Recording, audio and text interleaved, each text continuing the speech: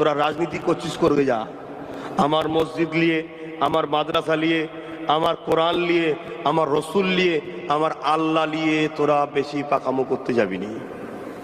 কি বলা দরকার আছে না নাই?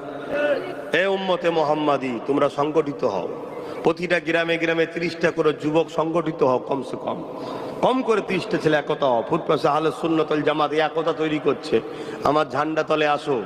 রসুলের স্বার্থে আসবে না, দিনের স্বার্থে আসবে না, আসো প্রতিটা গ্রামে গ্রামে তৈরি করো। প্রকাশ্য বলে যাচ্ছি, ইসলাম হিংসা শিখাই নেই, ইসলাম অভদ্রতা শিখাই নেই, ইসলাম কাউকে লুটা শিখায় না, ইসলাম কাউকে জুলুম করা শিখাই নেই, কিন্তু ইসলাম এটাও শিখিয়েছে মানুষকে মানুষ বলো, কুকুরকে কুকুর বলো, হালালিকে হালালি বলো, হারামজাদাকে হারামজাদা বলো। এটা ইসলাম শিখিয়েছে, এটা হক কথা বলা।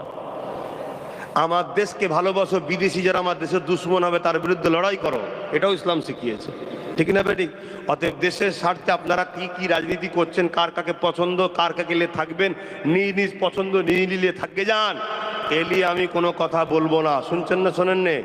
কিন্তু আমার নবীর বিরুদ্ধে কেউ কথা বললে, ইসলামের বিরুদ্ধে কেউ কথা বললে, কেউ যদি কোরআনের বিরুদ্ধে কথা বলে, মসজিদ মাদ্রাসাকে শেষ করে দিতে চায়, আল্লাহর বিরুদ্ধে কথা বলে, বলেন ওই জায়গায় ওই বেঈমান জালিম অত্যাচারী মানবরূপী পশু চার সন্তানদের বিরুদ্ধে আমাদেরকে সংগঠিত হতে হবে না, হবে না?